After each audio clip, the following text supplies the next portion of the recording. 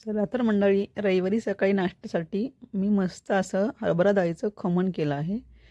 तर त्यासाठी मी हरभरा डाळ 5 ते 6 तास भिजत घातली आणि ती मिक्सरवरती अशी सरभरीत बारीक करून घेतली. त्यात 2 चमचे दही घातलेलं आहे.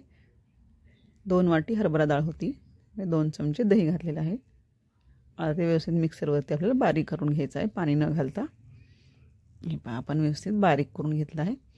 आता हे रात्रभर मी असं भिजत ठेवणार आहे. हे आता आपण दुसऱ्या दिवशी सकाळी याचं खमण बनवणार आहोत.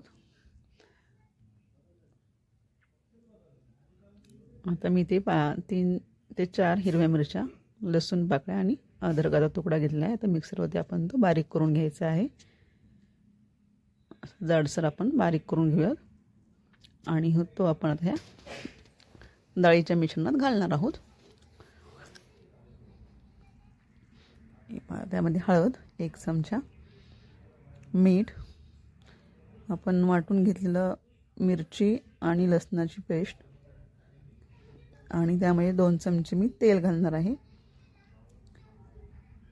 आपला खमण व्यवस्थित मऊ होईल आणि थोडासा लिंबाचा रस घालणार आहे, त्यामुळे छान चव येते.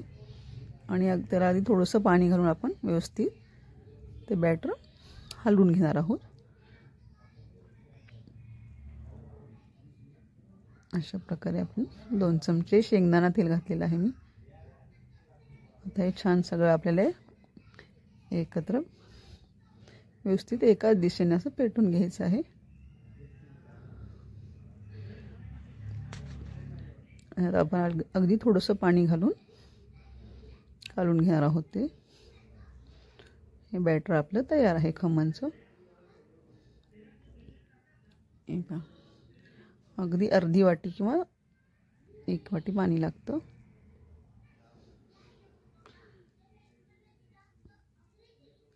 आणि मस्त पौष्टिक रेसिपी आहे, तुम्ही नक्की ट्राय करा. आपलं बॅटर तयार आहे.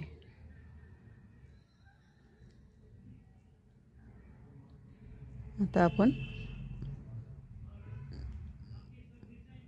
खमण वाफवून घेणार आहोत. त्यासाठी मी एका पातेल्यात पाणी गरम ठेवलं आहे. आता एका डब्याला मी तेल लावून घेणार आहे. त्यामध्ये खमणचं बॅटर आपण ओतणार आहोत. अशा प्रकारे आता छान तेल लावून घेतलेलं आहे डब्याला. व्यवस्थित एका पातेल्यात पाणी गरम करायला ठेवून त्यामध्ये स्टँड ठेवलेलं आहे. आता आपण खमणच्या बॅटरमध्ये थोडंसं खाण्याचा सोडा टाकून घेणार आहोत, 1 चमचा, आणि थोडंसं पाणी टाकून व्यवस्थित फेटून घ्यायचं आहे आपल्याला. आणि लगेच ते बॅटर आपण त्या कुकरच्या डब्यामध्ये ओतून घेणार आहोत. अशा प्रकारे हलक्या हाताने हलवून आपल्याला ते बॅटर कुकरच्या डब्यामध्ये ओतायचं आहे. अगदी सरभरीत जाईल आहे बॅटर. आता 10 ते 15 मिनिटासाठी आपण हे वाफवून घेणार आहोत. छानपैकी आपलं पाणी गरम झालं आहे. त्यामध्ये हे डब्बा ठेवून 10 ते 15 मिनिटांनी आपण काढून पाहिल्यानंतर व्यवस्थित आपलं खमण तयार आहे. तर त्यासाठी आपण फोडणी तयार करून घेऊया. थोडंसं तेल गरम करायला ठेवलं आहे. जिरे, मोहरी, हिंग, हिरवी मिरची, कढीपत्ता हे सगळं टाकून आपण व्यवस्थित फोडणी तयार करून थोडेसे त्यात तीळ पण टाकणार आहोत.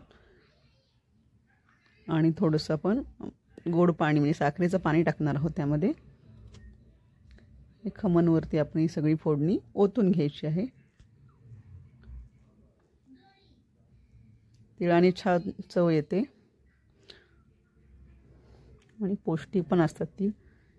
पण ते साखरेचं गोड पाणी हे ऑप्शनल आहे, मी हवं असेल तर टाकू शकता किंवा स्किप पण करू शकता.